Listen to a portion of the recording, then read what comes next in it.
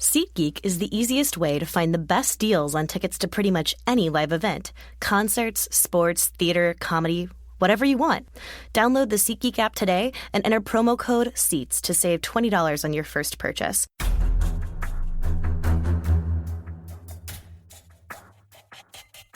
Hey everybody, this is Aaron with the Kansas City Star. We're doing a podcast and we have a guest today. We're trying to do more of these this year, so Sophie Cunningham, the new basketball player, are nice enough to join me inside the smelly Mizzou on the state wrestling week. How are you? I'm good. Thanks for having me. Yeah. So, have you never done a podcast before? I think I've done a couple of them, but nothing too serious. Okay. I think it was for like a class, nothing like I was going to ask you about that because you've probably dealt with so much media over your life, just more than like the average person would growing up in a town this size, just because of the nature of the school and stuff. Yeah, absolutely. But I mean, it's part of it. It's part of kind of being the hometown girl, having a family that went to Mizzou, playing sports, and so I'm blessed to be able to have that opportunity. Yeah. When was the first time you think you were interviewed? I think it was 7th grade. Because that's when Kansas offered me my first. Oh, really? I didn't know KU was first scholarship. Yeah, unfortunately it was. But no, it was because we just got done with the team camp and they gave me an offer. So yeah, then someone interviewed me about it. That was my first one. Yeah. Do you remember who interviewed you? Or no idea. I have no idea. I can't even remember. I think it was Bonnie was the coach. I think it was Bonnie. I don't know. Oh my gosh, that's terrible of me. But I don't know. But yeah, that was 7th grade. Yeah. Mm-hmm. Or do you feel like you were always good at it, or like did you, like interviewing? Yeah. Or did you need the practice? Because I would characterize you as pretty good at it. Yeah. Do you feel like you need the practice? Or like... Well, I mean, practice has definitely helped, and having like my mom. I mean, she graduated from the journalism school here at Mizzou, and having like Coach P and really my sister just kind of giving me pointers, and then of course people like RJ always helping me of kind of what to stay away from or what to say. But I think I have a pretty good feel on things. It's just kind of natural. I mean, I'm a really talkative person anyway, so. You ever gotten in trouble? No, I don't get. Yeah, I just stay away from stuff, and I mean, there's been some crazy things happen here since I've been here at Mizzou. So I mean, I kind of breathe the positive light as much as I can. I mean, if there are problems, our team tries to be the positive light. I think we've done a really good job of it. Yeah. So I didn't know KU first offer. Oh yeah, big KU. So how many did you get between KU and committing to Mizzou? Oh gosh, well that was 7th grade, and then I committed in 8th grade. So that was a long time ago. I really don't know. I think I had like 3 or 4 offers, maybe 5. But yeah. They didn't matter. Yeah. Do you remember what the other ones were? No idea. My parents maybe know, but I don't really keep track of that stuff. Would you still get like mail and things like in that high school? Oh yeah, from like every college possible. And my our parents would open up. They're like, "Oh look," I was like, "Yep." And I think they still have a big pile of them, but I threw most of them away. Yeah. Honestly, there's no point. It's weird that stuff's still done through like physical, because you never could get like emails or anything, right? No, but I guess there's new rules. I don't know. I've been out of that game, the recruiting game, for a long time, so I don't know the rules behind it. But back then they could only call you in a certain time period, and but the schools knew not to call me because I'm pretty loyal, so I'm not gonna, decommit from Mizzou. Yeah. So. Are you glad you never really had to do the process? Gosh, yes. Everyone is so stressful, or like they're all stressed out and like all bunged up during that process, and I'm like, what's the big deal? Like, I never had to go through that, so I don't know. I'm glad I didn't, because I know I probably wouldn't have enjoyed it much. Yeah. But. I was thinking about the as I was preparing to do this, because I've known you since high school too, I guess people listening will know that. But I mean, I followed you in high school and covered you in the All-American game. And there's something you said at the All-American game that I didn't remember like the full bit of it now, but I thought of it this summer because I was covering the Minnesota Lynx, which are absolutely. Like the dynasty of the WNBA. And their coach and and like Maya Moore too, the star player, is all like very much advocating for like more people covering the team or more fans showing up because they're like the only team in Minnesota that wins. But when you were in high school, you said something to me like that. You totally understood why more people followed the men, or that the men's game was more like you got it, and kind of, I don't remember the exact phrasing, but basically you were kind of more like fine with that, or it didn't seem like you were really pushing. I'm just curious if you still feel like that, or. Well, I just think that I think the closer I get to the WNBA and getting there, that we're gonna get more fans, but the it's just totally different. The men's and women's game is totally different. It's two separate games. I think the women's game is just more fundamental, and you just gotta be fundamentally sound. And men's game, it's more athletic. It's not athletic, but like more dunking, jump higher. Mm-hmm. So athletic. But I think that women's basketball is evolving. I think a lot more people. I mean, there's so many girls who can actually dunk, and people don't know that. Right. And that's a cool thing. They just can't do 360s or behind the back in between the legs dunk. But I think it is evolving, and I mean, I become more of a fan because it's gotten closer, because that's what I want to do. But I mean, I still think that it is. I think both of them are entertaining. But I mean, I'm more of an NBA fan. But I think the closer still I get, the more I'm going to change over to be a WNBA fan. So. How close can you get to dunking? No, I was closer in high school. Really? Ever since I kind of hurt my back and stuff, I can't. I have the white girl jumps now, but it's fine. I have other things to focus on, I guess. But no, not very close. But I used to be able to grab it in high school. Oh, really? Mm-hmm. But not anymore. Like, could you go up with the ball and then lose control of the ball and grab it? No, I didn't even try with the ball. That's a whole nother level. But there's some girls on our team. I mean, I'm sure Jay and Hannah Schutz, they can definitely dunk a tennis ball. They haven't tried much further than that, but we need to get them on that. Yeah. But they're close. They're really close. When was the first time you played against someone who dunked in a game? Oh, God, I've never played against someone who can dunk in a game. But that's one thing. I will never have someone dunk on me. I will foul the heck out of you before I ever get dunked on, men or women, because, I mean, I'm friends with a lot of the men's team ever since I've been here. And they're like, I swear I'm going to dunk. I'm like, no. Like, I would make sure you fall on your face before you ever dunk on me. So, with the stuff about like kind of the differences or people appreciating the game for different reasons, like as you've played in college more and you have so many kids who want to line up to get your autograph after more, is any part of you like, oh, it means more to me when there's like a little girl wearing my jersey than a boy, or do you kind of know? No, I think it's cool that I kind of inspire both boys and girls, because I don't think it's really how what gender I am. I think it's just how hard I play. Right. It's how hard I compete, and that I never give up, and I'm just kind of scrappy and sassy out on the floor. Like I don't think it's a boy or girl type thing. I just think that parents like how hard I play, and it's kind of hard to find kids who won't back down and play hard. But I think when you have I don't know, like just a positive influence that it shows little kids that it's okay to play hard and still be a nice person off the court. I think that's what parents are wanting, and my family has raised me that way, and I'm just blessed that people are wanting to be like me, but it's really my family who's encouraged me to be like this. Yeah. So.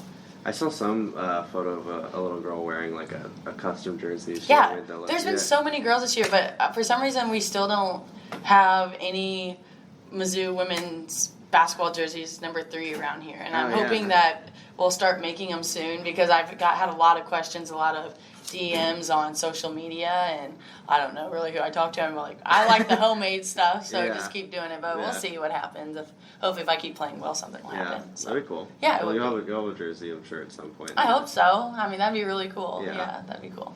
When you had mentioned like following the WNBA and stuff more, is there like a player you appreciate or feel like your game resembles more on that side or on the inside, or rather? Honestly, I don't really try to copy anyone's game. I mean, I look at film. I mean, I watched a lot on like Larry Bird when I was younger, and like Jordan, just seeing like the kind of cool moves they did. But honestly, I just play hard. There's really nothing too fancy about me. I just work hard, and I'm just blue collared, and I'm not going to give up. So, I mean, there is cool things, and the older I get, I mean, Coach P helps me with certain things I can get better, and of course my parents do too. But no, I don't want to be anyone else. I want to be Sophie Cunningham, and I think that if I just keep working hard, then that will come.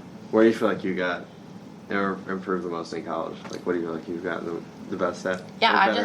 Just like more consistent, just in every aspect of my game, and more mentally than physically, honestly. I mean, I am stronger and quicker and all that stuff, but I think the mental game, the higher you get, the more elite you get, that's the most important. It doesn't matter if you're the most the quickest person, the person who can jump the highest. It's all in the mind. And so I think Scotta Morton, she's our sports side girl. I think she's helped me a lot, and I think that's the biggest thing that I've grown since college. Yeah. When you came here, when you envisioned kind of what it would be like as you try to help, build something? Yeah. I guess, where did you feel like it would be in year 3, or where do you hope it would be in year 3? I really didn't plan on years, but I knew that I want an SEC championship. I want to, honestly. Yeah. And so I'm running out of time, so it's this year and next year. I for sure want one, but I would love to have two, and I really think we can get it done. We just got to take one day at a time. But I want to go to the Final Four. I want a national championship. I want to compete at the highest level, and I think with the people we have coming in and the people who we have this year, nothing's not possible, honestly. Yeah. I think that we have all the tools we need, but we just got to bring it. And so I'm excited to see. But I'm worried about Tennessee tomorrow, and that's my biggest thing. And I'm ready to go. I know we're going to have a great fan base there tomorrow. We're trying to break the record, and hopefully people come out. And I know they will. I mean, we've already sold over 7,000 tickets, so it's going to be a good one. Even though it smells bad. Yeah, we'll get some Febreze. We'll get some candles somewhere, open up the doors. I don't know. But I know they'll come out and support us. So. What to you is like the time you have played, like, is there a win that felt like more of like a milestone to you than another? I think winning against South Carolina twice in 1 year is pretty awesome. And I think that people don't really acknowledge it until you start being consistent. And, no one's ever beat South Carolina 2 years in a row, or twice in a year, and that's why people are starting to hate us, because we're starting to become elite, and I like that. I don't want anything else, because you must be doing something right, honestly. And I think it's really, not everyone hates us. A lot of people like how we play. Your Twitter mentions are going to blow up now because of this. That's okay. That's okay. Yeah. Honestly, it's fine, because from a lot of other teams in the SEC, I've gotten a lot of fans saying how much they're rooting for the Aggies, or they're rooting for the Bulls, but they appreciate how I play, just because I play with passion and heart. And you know what? That's fine. I'm going to have haters along the way, and the more elite you get, the more you're going to have. And this is what I've always wanted. Not haters, but I just wanted to become elite. And so I'm on my way, and I'm happy. And I have a close circle, and I know they're going to have my back, so I'm really not worried about it. Yeah. I'm wondering if you've always felt this way, but I would characterize you as like the sort of player who, if you're on your team or whatever, people who are for your team are she's awesome. And then if you're not, it's like, oh, she's dirty, or I hate her. Do you feel like you've always had that, played that way? Yes, I've always, that has literally been the name of the game for me, always. People who I'm not on their team, they really don't like me. They think I'm dirty and all that stuff, but if I was on their team, they would love me. Right. And you know what, I've gotten a lot of that this year, but I'm proud to represent the University of Missouri.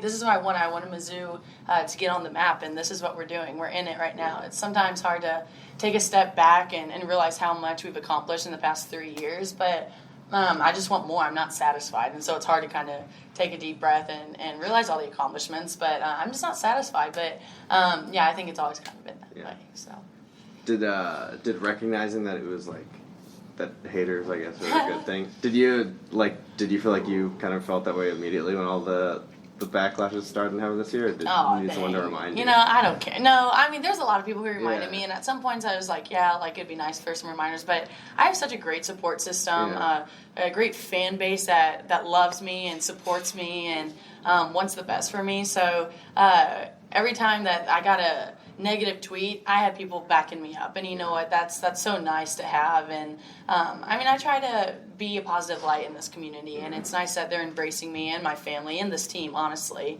And so for them to have my back, it's awesome. So I don't care what people say. I know that Mizzou's gonna have my back. So you've got the antlers. Oh, I know. I love them. I want to be one of them so bad, but but yeah, they have my back, and they're so funny. They're good guys, but they help us out. So. Where'd they get the strawberries from? I think just the candy factory downtown. Okay. So, but yeah, they're pretty funny. They're goofy, so I like to interact with them. What goes in? You said Sierra Michaelis is one? Well, I think she's kind of, an honorary one, but I want to be one. I want to be an antler.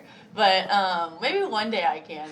When I'm old, I don't know, but Sierra's a part of them. But Sierra's funny too. She feeds into. She gets the she stirs the pot quite a bit, but I like it. I do too. So you could probably show up for a men's game. Oh heck cheer yeah! Them or something. Oh, I'm always at the men's game, and some of them are at our games quite a bit too. So it's just nice to support both squads, especially when we're both having great years. So it's been fun. Yeah. Yep.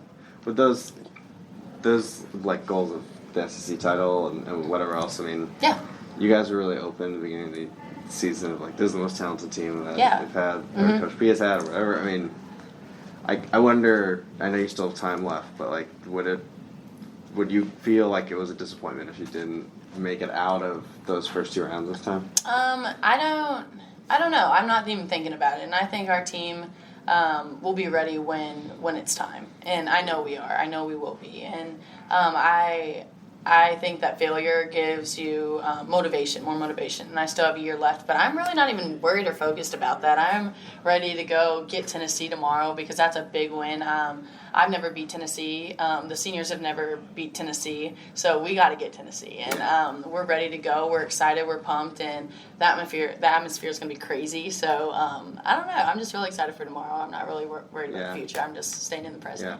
Would that be like another sort of milestone one for you think? I mean, it's hard to win in the SEC. It's hard to win on the road in the SEC, but you got to protect your home court, and I think we've done a really good job of that.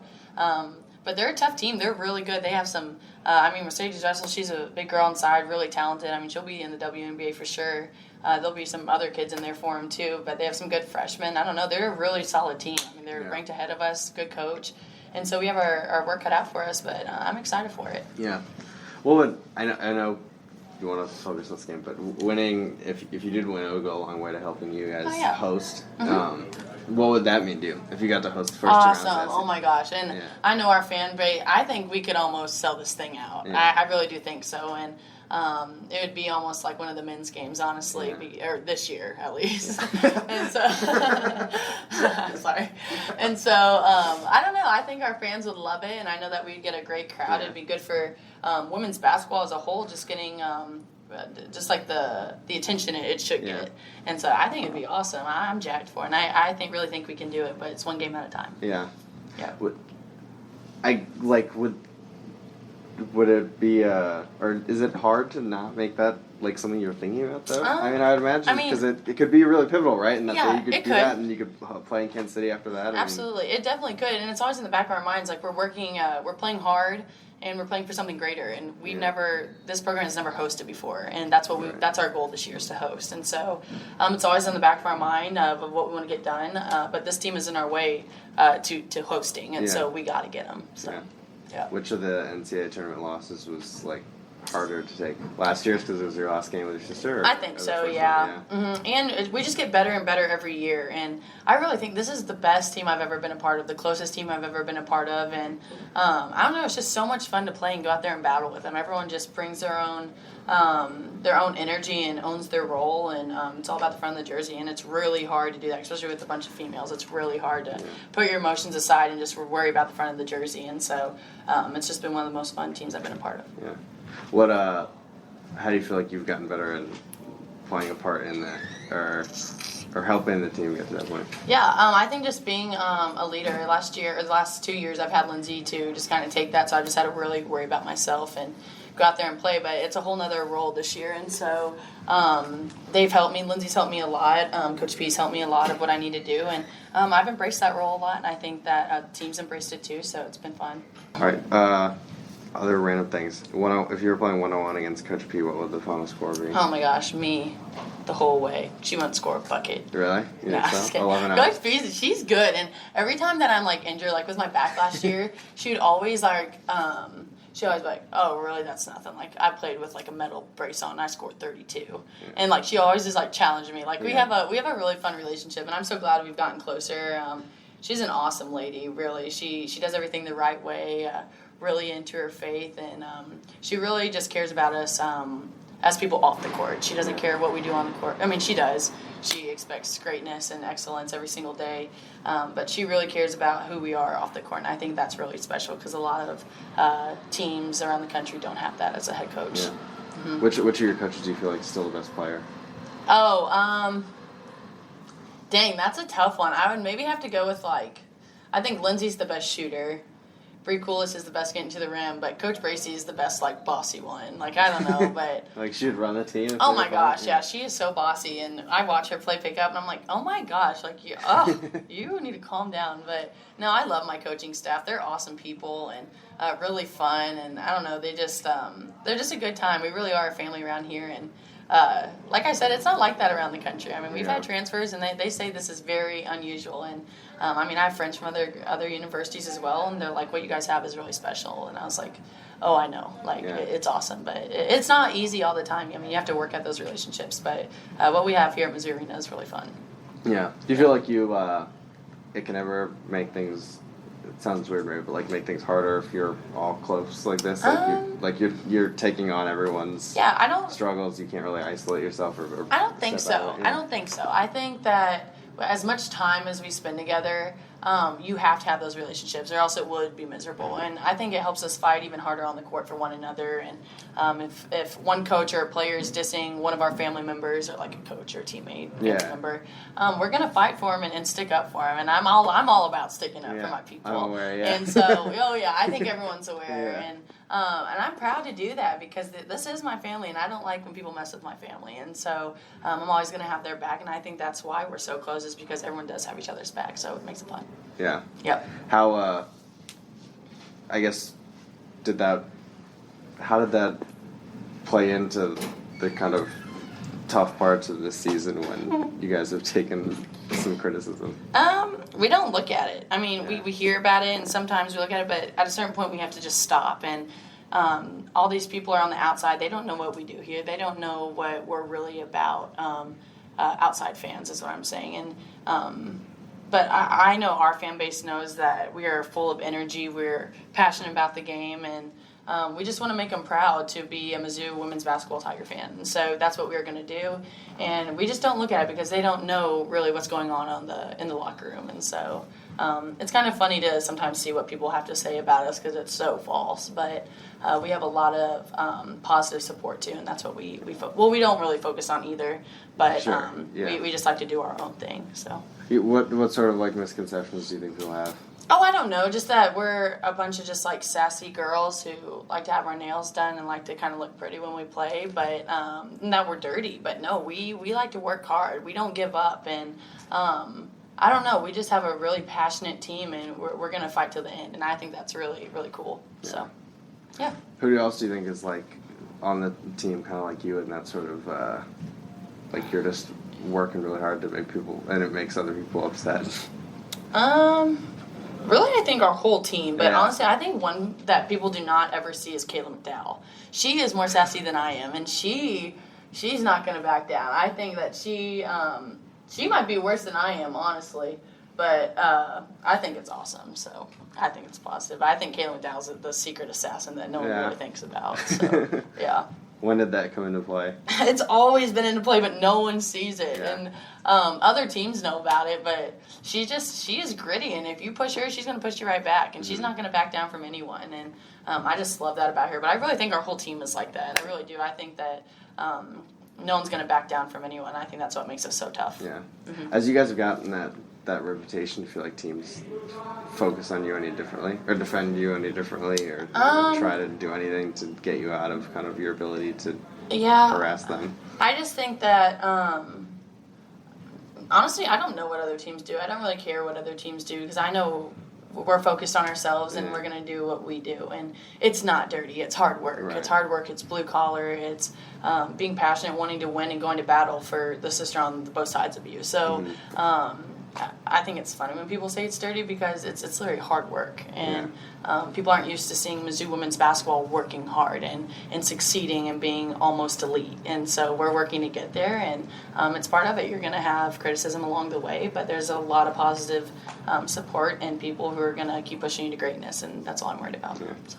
You have anyone to remind you of how, like, kind of, I guess not unprecedented because you guys haven't ranked higher before, but this sort of consistent amount of success, do you have people help you put that in perspective? How?